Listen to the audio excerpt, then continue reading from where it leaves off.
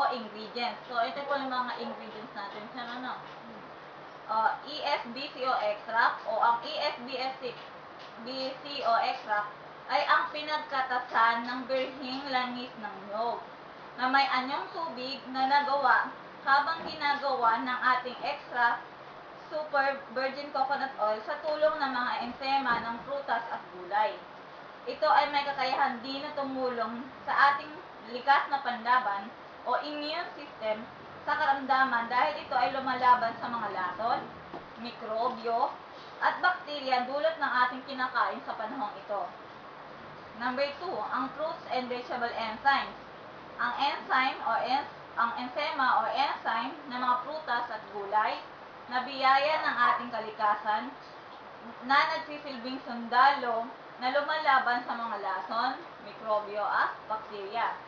Ang mabubuti at kailangan ng katawan ng mga mikrobyo, ang beneficial microorganism, ay nakuha sa biyaya ng kapaligiran o nature's gift, ay galing sa lemon o kahil, carrots, luya at nyog. Ang kanilang enzema ay may kakayahang makagawa ng lactobacillus na kailangan ng ating mga katawan. Number 3, alkaline or mineral water.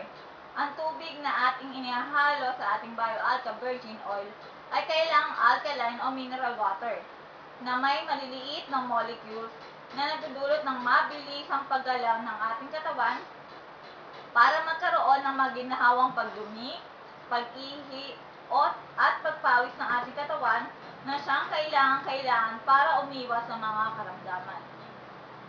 Number 4, pure honey and coconut water.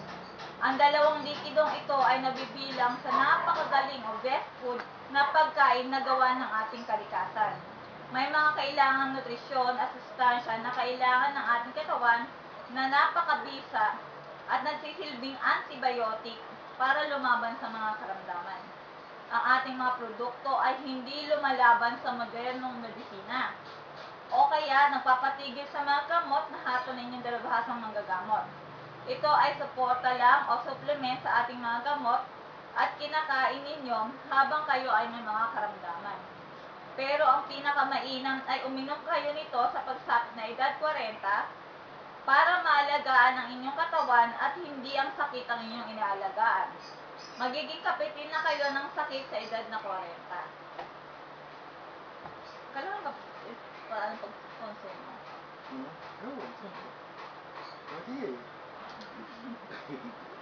Ito pa yung paraan ng pagkonsumo. Okay, kailangan malaman din nila. Isang kutsara 3 beses sa isang araw.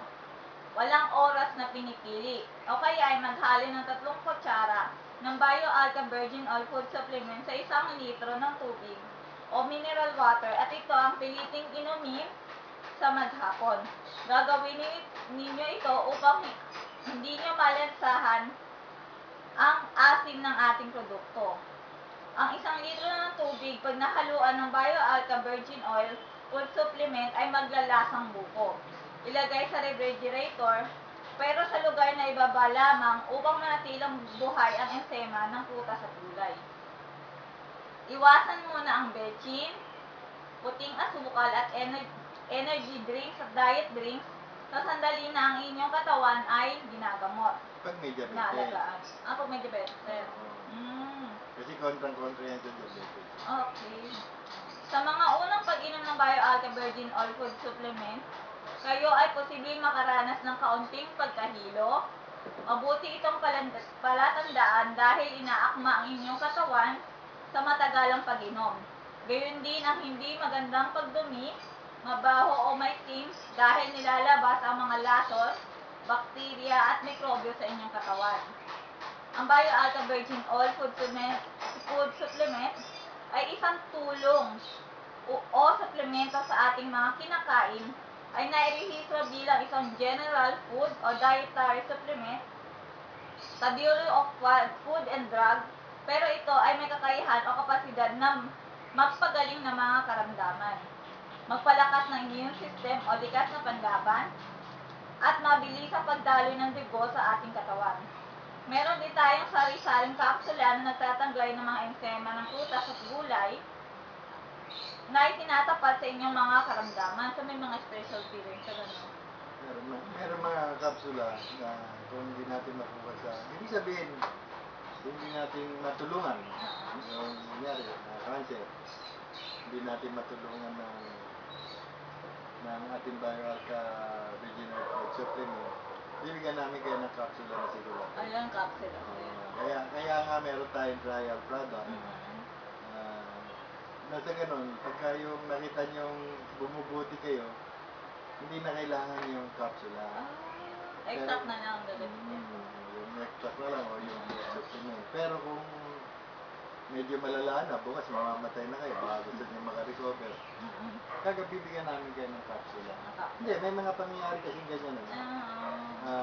Hindi ho yabang to, no? May mga pangyayari na sabihin na natin mga bedridden na, mga naghihintay na lang ng oras, mga hopeless case na katulad yung nangyari sa Manila, na binindisyon na ng pare. Binindisyon na ng pare, tapos kahanda na yung kabaho, pati yung Nakahanda na raw yung kabaho, yung lilipungan, yung damit. Tapos nakabangon pa. Pinainom. Nakabangon.